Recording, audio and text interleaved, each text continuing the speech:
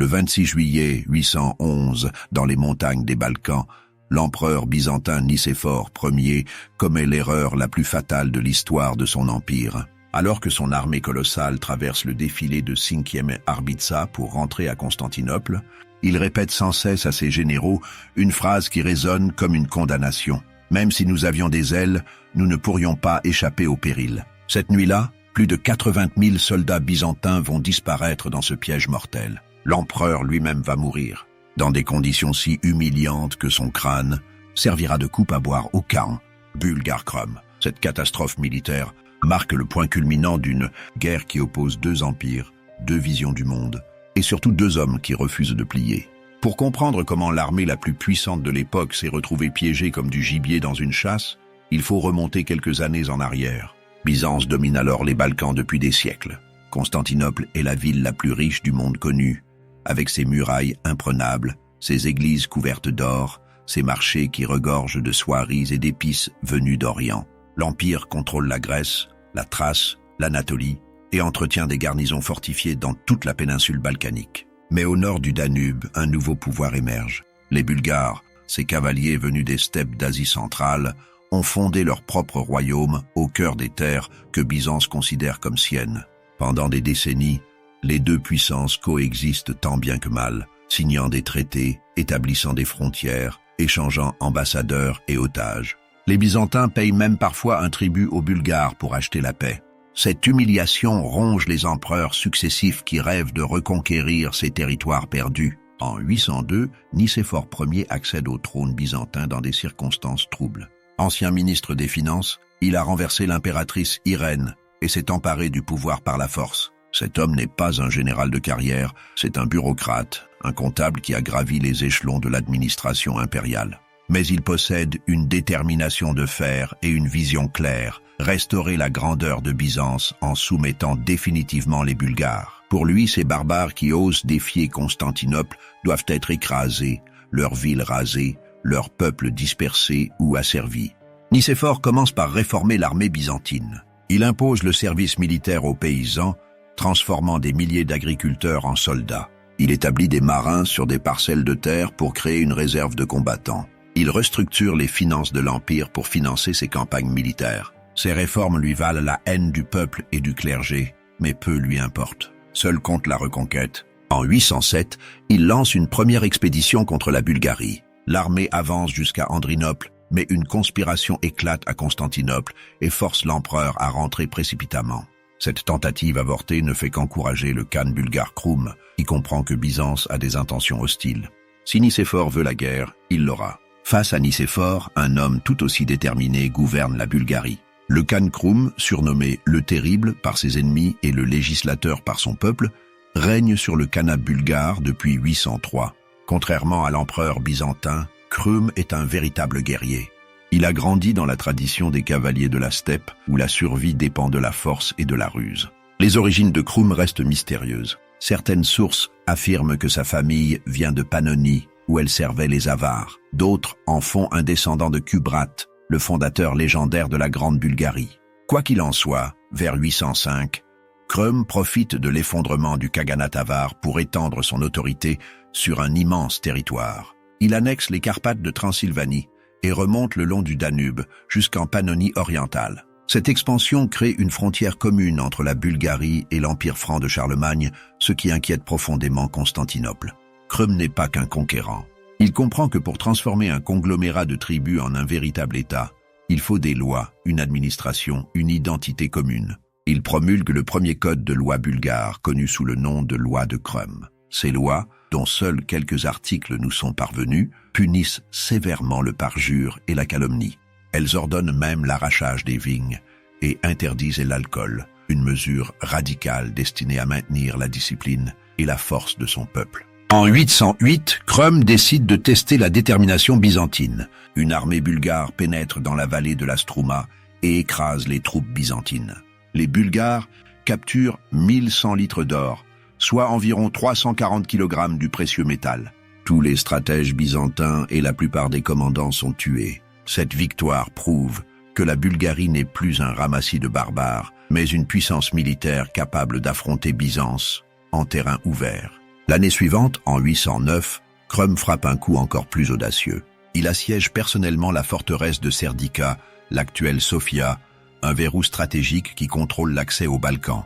Après des semaines de siège, la ville tombe. Crum avait promis la clémence aux défenseurs s'ils se rendaient. Mais une fois les portes ouvertes, il massacre toute la garnison. 6000 hommes. Cette trahison choque même les chroniqueurs de l'époque, mais elle envoie un message clair. Crum ne respecte que la force. La chute de Serdica provoque une onde de choc à Constantinople. Nicéphore réagit immédiatement. Il ordonne l'établissement de populations anatoliennes le long de la frontière bulgare pour la protéger et tente de reprendre Serdica. En vain. La forteresse reste aux mains des Bulgares. L'empereur comprend alors qu'une demi-mesure ne suffira pas. S'il veut détruire la Bulgarie, il doit mener une campagne totale, mobiliser toutes les ressources de l'Empire et frapper au cœur même du pouvoir bulgare. Mai 811. Nicéphore Ier réunit la plus grande armée que Byzance ait assemblée depuis des décennies. Les régiments affluent de toutes les provinces de l'Empire, les thèmes d'Anatolie, les garnisons de Thrace, les unités d'élite de la garde impériale. Selon les sources byzantines, plus de 80 000 hommes se rassemblent sous les bannières impériales. Cette armée colossale comprend de la cavalerie lourde, de l'infanterie équipée de lances et de boucliers, des archers, des sapeurs pour détruire les fortifications. L'empereur lui-même prend la tête de l'expédition. À ses côtés marche son fils Stavrakios, l'héritier du trône, ainsi que les plus hauts dignitaires de l'Empire. Nicéphore ne laisse rien au hasard. Il apporte des provisions pour plusieurs mois, du matériel de siège, des chariots remplis de chaînes et de cordes pour enchaîner les prisonniers. Cette campagne ne vise pas seulement à vaincre les Bulgares, mais à les anéantir totalement, à transformer leur capitale en cendres, à déporter leur population. Le 10 juillet, l'armée byzantine établit son camp à Marseille, près de Karnoba, à la frontière bulgare. De là, Nicéphore envoie des éclaireurs pour repérer les positions ennemies. Mais Crum connaît chaque col, chaque défilé de ces montagnes. Ses espions observent les mouvements byzantins et rapportent tout au Khan. Crum évalue la situation. L'armée qui s'avance vers lui est trop nombreuse pour être affrontée en terrain ouvert. Une bataille rangée signifierait la destruction de la Bulgarie. Alors Crum fait un choix difficile. Il envoie des émissaires à Nicéphore pour proposer la paix. Les ambassadeurs bulgares arrivent au camp byzantin le 11 juillet et demandent audience. Ils supplient l'empereur d'accepter un traité, promettent des compensations, offrent des otages, mais Nicéphore les chasse avec mépris. Selon le chroniqueur Théophane le Confesseur, l'empereur rejette toute négociation, dissuadé par ses propres mauvaises pensées et les suggestions de ses conseillers qui pensaient comme lui. Ce refus scelle le destin de l'armée byzantine. Crum comprend que Nicéphore ne veut pas la paix, il veut l'extermination. Le Khan convoque alors ses généraux et élabore un plan audacieux. Puisque les Byzantins sont trop nombreux pour être vaincus au combat, ils doivent être trompés, attirés dans un piège dont ils ne pourront s'échapper. Le 20 juillet, Nicéphore divise son armée en 3 colonnes distinctes. Cette tactique vise à semer la confusion chez l'ennemi et à empêcher les Bulgares de concentrer leurs forces en un point unique. Chaque colonne suit un itinéraire différent à travers les montagnes des Balkans, convergeant toutes vers Pliska, la capitale bulgare. L'empereur s'attend à rencontrer une résistance farouche dans les défilés, ces passages étroits entre les montagnes où une poignée de défenseurs peut arrêter une armée entière. Mais étrangement, les Byzantins progressent presque sans opposition. Quelques escarmouches éclatent ici et là, des flèches tirées depuis les hauteurs, des embuscades qui disparaissent avant que les soldats puissent riposter. La première grande confrontation a lieu lorsque l'armée byzantine rencontre une force bulgare de 12 000 hommes d'élite qui bloque le passage. Les Byzantins, supérieurs en nombre, écrasent cette armée après quelques heures de combat. Les survivants bulgares s'enfuient vers Pliska. Cette victoire rassure Nicéphore. Ses généraux l'en félicitent et lui prédisent un triomphe rapide. Mais certains officiers plus expérimentés s'inquiètent. Où est le gros de l'armée bulgare? Pourquoi Crum ne défend-il pas mieux ses territoires? Ces questions restent sans réponse alors que les 3 colonnes byzantines convergent vers Pliska.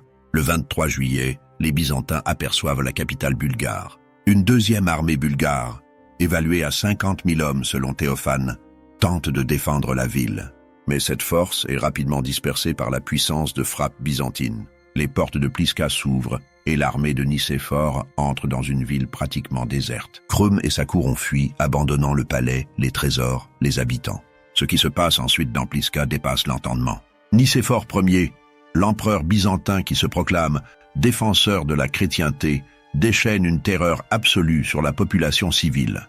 Les chroniqueurs byzantins eux-mêmes, pourtant favorables à leur souverain, sont horrifiés par les atrocités commises. L'empereur commence par s'emparer personnellement du trésor du Khan bulgare. En tant qu'ancien ministre des Finances, il connaît la valeur de l'or et ne laisse rien au hasard. Il fait transporter tout le butin impérial vers ses chariots et interdit formellement à ses soldats d'y toucher. Selon Théophane le Confesseur, il va jusqu'à couper les oreilles et d'autres membres des soldats qui osent réclamer leur part du pillage. Cette cruauté envers ses propres hommes crée un profond ressentiment dans les rangs. Ensuite vient le massacre systématique de la population. Les soldats byzantins tuent sans distinction bulgares, slaves et thraco-romains. Les femmes sont violées en masse. Les enfants ne sont pas épargnés.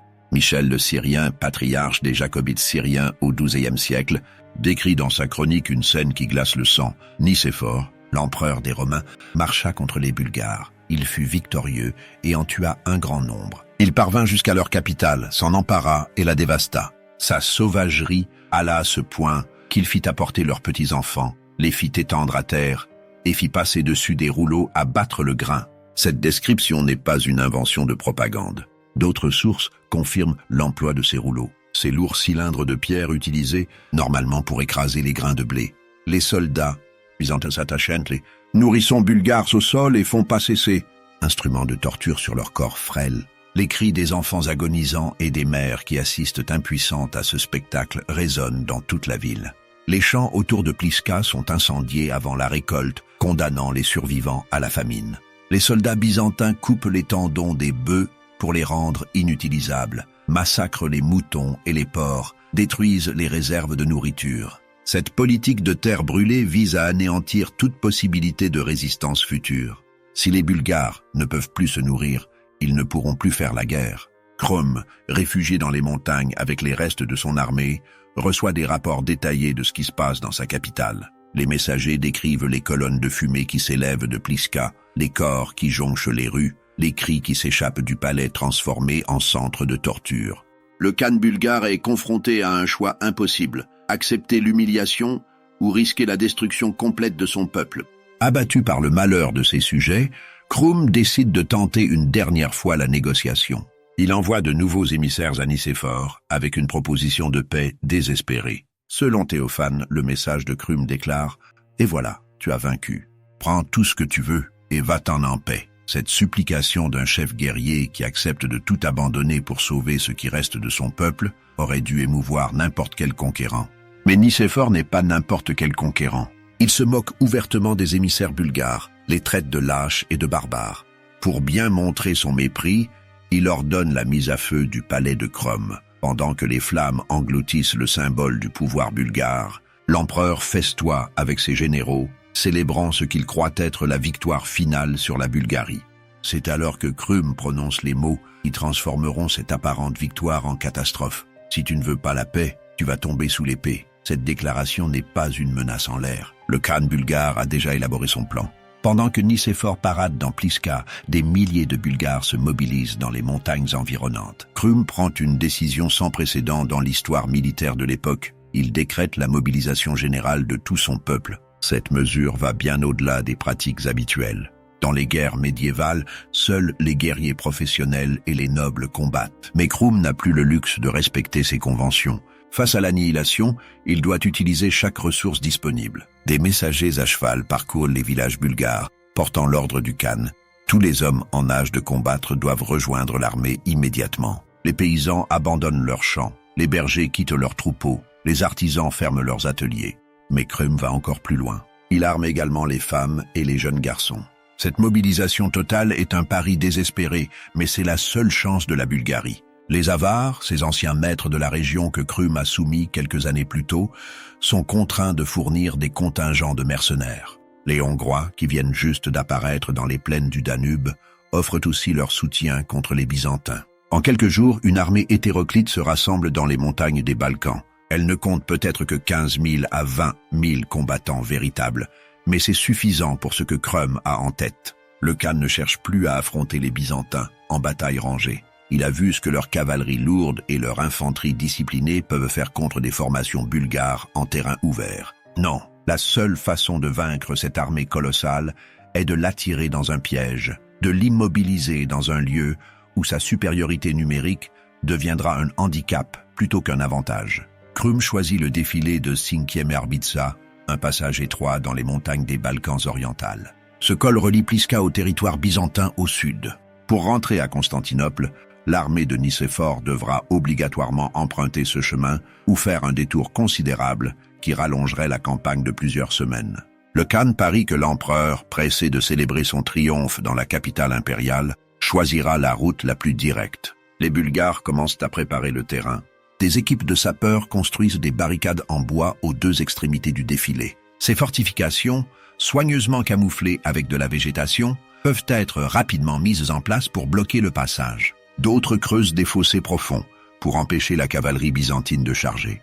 Dans les hauteurs qui dominent le défilé, des positions sont aménagées pour les archers et les lanceurs de rochers. Le piège est prêt. Maintenant, il faut que Nicéphore y pénètre. Krum envoie des espions dans Pliska pour observer les mouvements de l'armée byzantine. Les rapports confirment que l'empereur prépare son départ. Après plusieurs jours passés à piller et à détruire la capitale bulgare, Nicéphore ordonne à ses troupes de se préparer pour le retour à Constantinople. Le 25 juillet, l'armée byzantine quitte Pliska. Les soldats sont chargés de butin, les chariots débordent de trésors pillés. L'humeur est à la célébration. Les hommes parlent déjà des festivités qui les attendent à Constantinople, des promotions qu'ils vont recevoir, de la gloire qui les attend. Seuls quelques vétérans restent silencieux, scrutant les montagnes environnantes avec inquiétude. Nicéphore apprend par ses éclaireurs que des forces bulgares se déplacent dans les montagnes, préparant apparemment des embuscades. Cette nouvelle l'inquiète suffisamment pour qu'il en parle à ses généraux. Selon les chroniques, l'empereur répète plusieurs fois cette phrase étrange. « Même si nous avions des ailes, nous ne pourrions pas échapper au péril. » Ces mots révèlent que Nicéphore, malgré son arrogance, comprend qu'il a commis une erreur fatale. Mais il est trop tard pour changer de plan.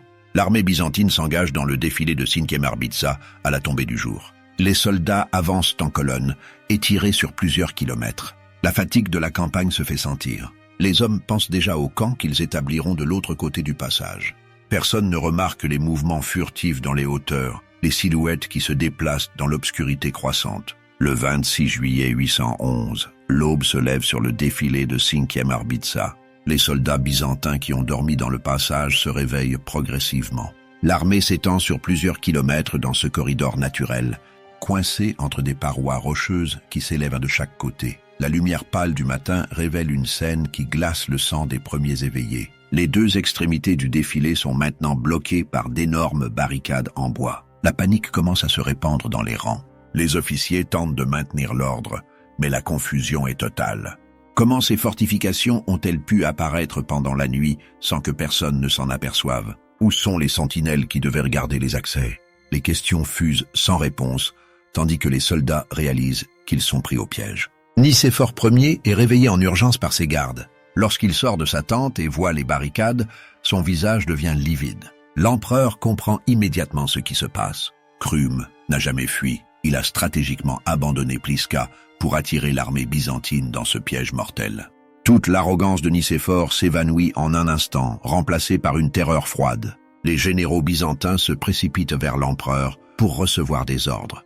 Certains proposent d'attaquer immédiatement les barricades avant que l'ennemi ne soit complètement prêt. D'autres suggèrent d'envoyer des cavaliers tenter de franchir les obstacles et d'aller chercher des renforts. Mais Nicéphore sait que ces tentatives sont vaines. Les barricades sont trop solides, le terrain trop accidenté. L'armée byzantine, avec toute sa puissance, est paralysée. Soudain, un son terrifiant résonne dans le défilé. C'est le corps de guerre bulgare, un instrument de cuivre qui produit une note grave et sinistre. Ce signal est repris par d'autres corps positionnés tout le long des hauteurs. Puis le silence retombe, encore plus oppressant que le bruit. Les soldats byzantins lèvent les yeux vers les parois rocheuses et voient des milliers de silhouettes apparaître sur les crêtes. Les Bulgares sont partout, dominant totalement le terrain.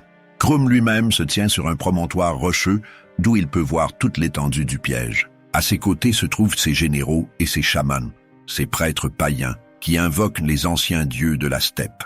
Le Khan observe l'armée byzantine prise au piège comme des moutons dans un enclos. Après tout ce que Nicéphore a fait à Pliska, après les enfants écrasés sous les rouleaux, après les femmes violées et les vieillards massacrés, Krum va se venger.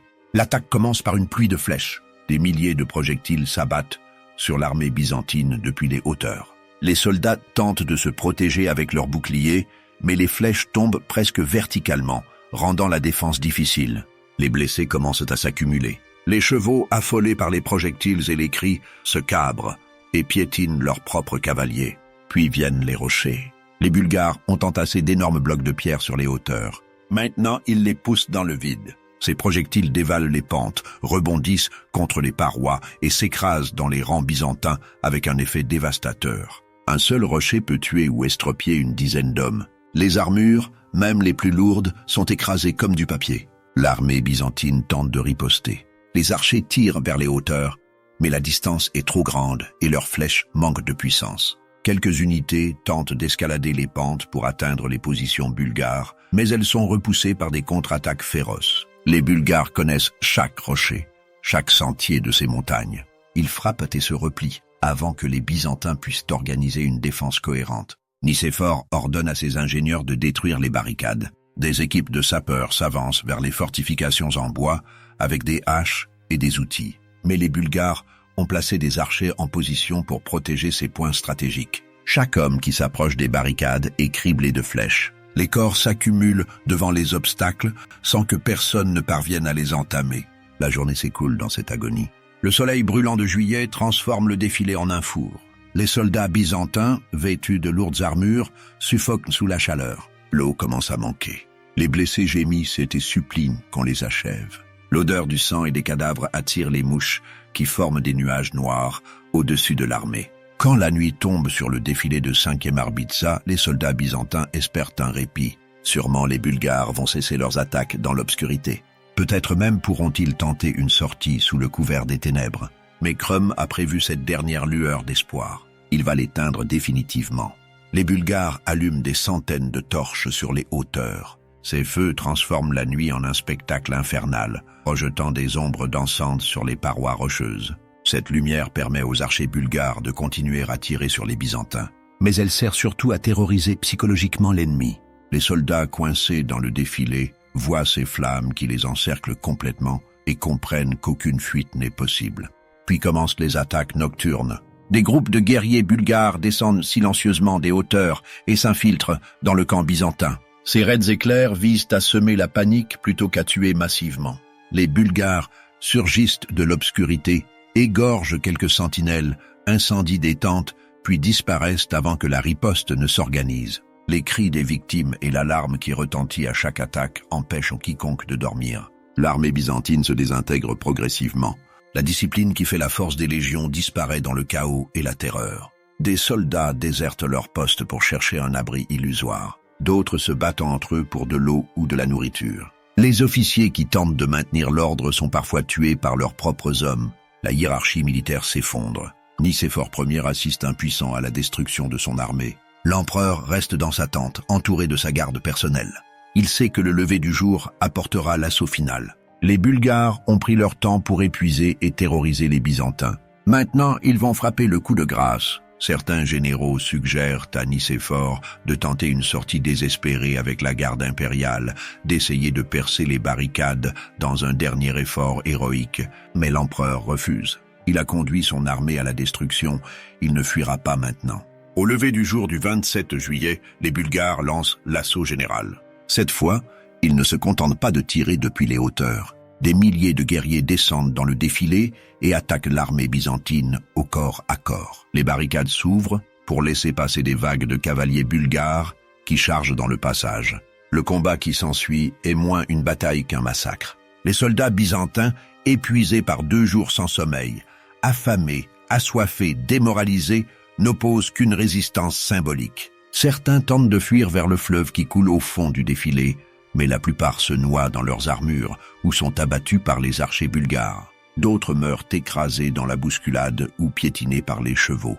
Les Bulgares mettent le feu aux barricades qu'ils ont eux-mêmes construites. Les flammes se propagent rapidement dans le défilé, transformant le piège en un véritable enfer. Les soldats byzantins pris entre les flammes et les épées bulgares n'ont aucune échappatoire. Les cris des hommes qui brûlent vifs se mêlent au fracas des armes et aux hennissements des chevaux affolés. Nicéphore Ier meurt dans ce chaos. Les sources historiques divergent sur les circonstances exactes de sa mort. Certains chroniqueurs affirment qu'il a été tué au combat, l'épée à la main, en tentant de rallier ses troupes.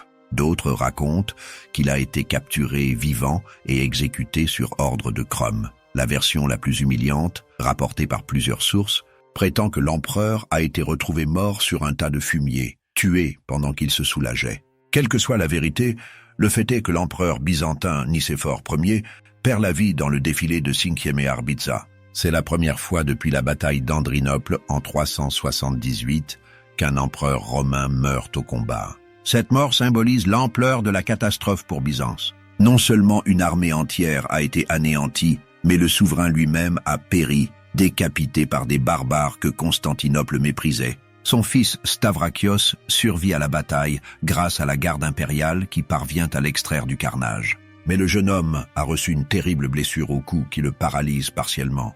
Il sera transporté à Constantinople, où il montera brièvement sur le trône avant de mourir de ses blessures quelques mois plus tard, en 812. La dynastie de Nicéphore s'éteint ainsi dans la douleur et l'humiliation. Après la bataille, les Bulgares parcourent le défilé jonché de cadavres. Plus de 80 000 soldats byzantins ont été tués dans ce piège mortel. Les survivants, quelques milliers d'hommes tout au plus, sont faits prisonniers. Parmi les morts, les Bulgares cherchent le corps de l'empereur. Quand ils le trouvent, ils le décapitent et apportent sa tête à Crum. Le khan bulgare contemple le visage sans vie de l'homme qui a osé envahir son pays, massacrer son peuple, brûler sa capitale. Nicéphore, qui se croyait invincible, qui refusait toute négociation, qui torturait les enfants bulgares, n'est plus qu'une tête coupée. Mais Crum ne se contente pas de cette victoire. Il veut créer un symbole qui résonnera à travers les siècles. Le khan ordonne que le crâne de Nicéphore soit préparé selon une tradition ancienne des peuples de la steppe. Les artisans bulgares décapent la chair et les cheveux, nettoient soigneusement l'os. Puis ils scient le crâne au-dessous des sourcils pour créer une coupe. Cette partie du processus nécessite une grande habileté, car il faut que le crâne garde sa forme tout en étant utilisable comme récipient. Une fois le crâne préparé, les orfèvres le recouvrent d'argent. Certaines sources parlent d'or, mais la plupart des chroniqueurs mentionnent l'argent. Le métal précieux est travaillé avec soin, créant des motifs décoratifs sur la surface du crâne. Le résultat est un objet à la fois magnifique et macabre, une œuvre d'art née de la vengeance. Cette pratique de transformer les crânes des ennemis en coupes à boire n'est pas une invention de Crum. L'historien grec Hérodote rapporte que les Scythes, ces cavaliers des steppes, faisaient de même avec leurs ennemis les plus redoutables. Selon Hérodote, ils scient le crâne au-dessous des sourcils et le nettoient. Les pauvres se contentent de le revêtir par dehors d'un morceau de cuir de bœuf. Les riches non seulement le couvrent d'un morceau de peau de bœuf, mais ils le dorent aussi en dedans.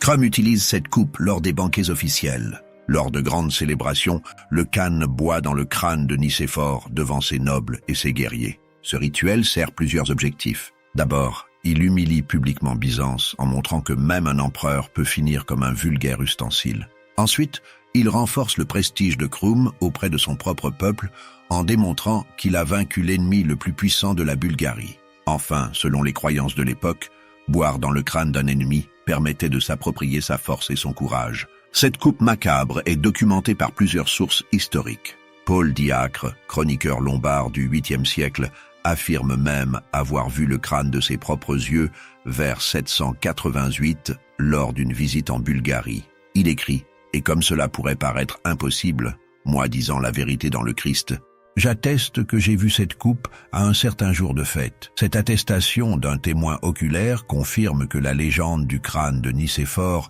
n'est pas une invention de propagande, mais une réalité historique. Le destin final de cette relique macabre reste inconnu. Certains historiens pensent qu'elle a été enterrée avec Crum à sa mort en 814. D'autres suggèrent qu'elle a été transmise à ses successeurs comme un symbole du pouvoir bulgare. Il est également possible qu'elle ait été détruite ou perdue lors des conflits ultérieurs entre la Bulgarie et Byzance. Quoi qu'il en soit, le crâne couvert d'argent de Nicéphore Ier est devenu un symbole puissant de l'une des pires défaites de l'histoire byzantine. Quelques jours après la catastrophe du 26 juillet 811, la nouvelle atteint Constantinople. La panique s'installe dans la capitale impériale. Plus de 80 000 soldats ont péri dans le piège de Cinquième Arbitsa.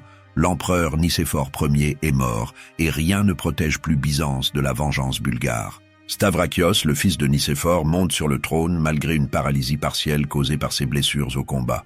Son règne est un désastre. Le jeune empereur peut à peine parler et son état se dégrade rapidement. Il meurt en janvier 812, 6 mois seulement après la bataille. Michel Rangabé, son beau-frère, prend le pouvoir dans des circonstances troubles. Krum exploite cette faiblesse byzantine. En 812, il envahit la Thrace et prend la forteresse de Develtos. La terreur précède son armée. Les populations fuient vers Constantinople avant même l'arrivée des Bulgares, créant une crise humanitaire majeure dans la capitale. De sa position de force, Krum propose à Michel Rangabé un retour au traité de 716, relativement favorable à Byzance. Cette offre est un piège brillant. Accepter ferait passer Michel pour un lâche. Refuser donnerait à Krum une excuse pour continuer la guerre. Michel refuse, proclamant qu'il ne négociera jamais avec l'assassin de son beau-père. Cette décision scelle le sort de Byzance. En février 813, les Bulgares lancent une nouvelle offensive massive. Les escarmouches tournent à leur avantage. Michel Rangabé décide alors de mobiliser toutes les forces disponibles pour une bataille décisive. C'est exactement ce que Krum attendait. Le 22 juin 813, les deux armées se rencontrent près de Versinikia. Les Byzantins sont 10 fois plus nombreux, mais le moral est désastreux.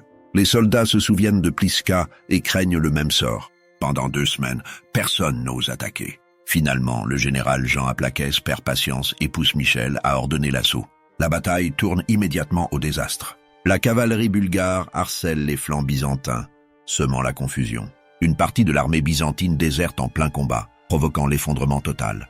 La cavalerie de Krum poursuit les fuyards et transforme la retraite en massacre. Michel s'échappe, mais son autorité est détruite. Le 11 juillet 813, 3 semaines après la défaite, Léon l'Arménien le renverse par un coup d'État. Michel est forcé d'abdiquer et de devenir moine. Il devient le 3e empereur byzantin détruit par Krum en 2 ans. Enhardi par ses victoires, Krum marche sur Constantinople.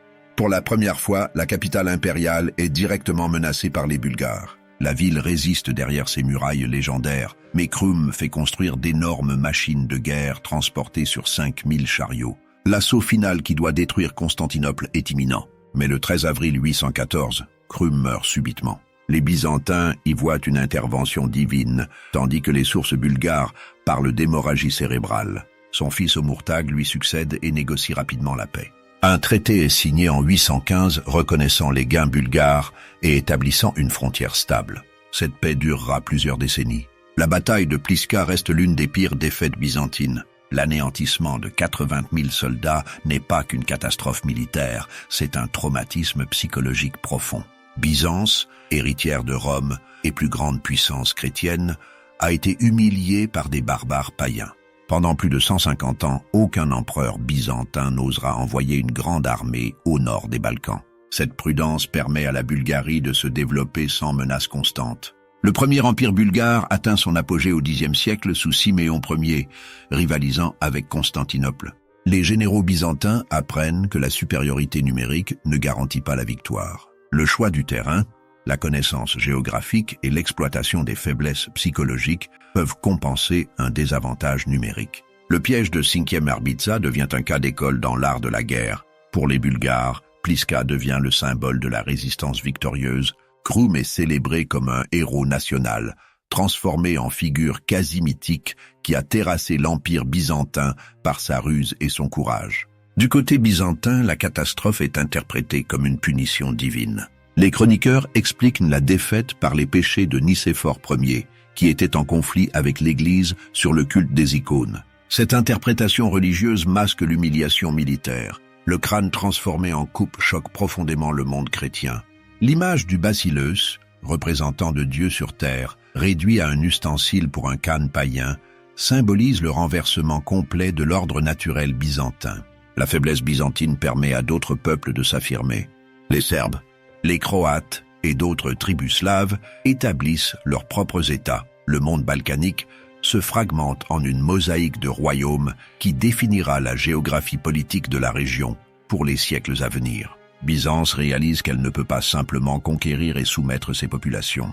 Une nouvelle approche émerge, basée sur la diplomatie et la conversion au christianisme. Ironiquement, c'est Boris Ier, descendant de Krum, qui convertira la Bulgarie au christianisme orthodoxe en 864. D'ennemi mortel, Les deux empires deviennent des alliés culturels. Le défilé de 5e Arbitsa devient un lieu de mémoire.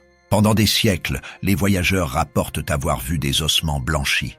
Des légendes parlent de fantômes de soldats byzantins condamnés à rejouer éternellement leur dernier combat. Aujourd'hui, la bataille est enseignée dans les écoles bulgares comme un moment fondateur de l'identité nationale. Des monuments commémorent la victoire de Krum et des reconstitutions historiques attirent des milliers de visiteurs chaque année. La bataille de Pliska résonne comme un avertissement contre l'arrogance du pouvoir. Nicéphore Ier, convaincu de sa supériorité, a refusé toute négociation et mené son armée à la destruction.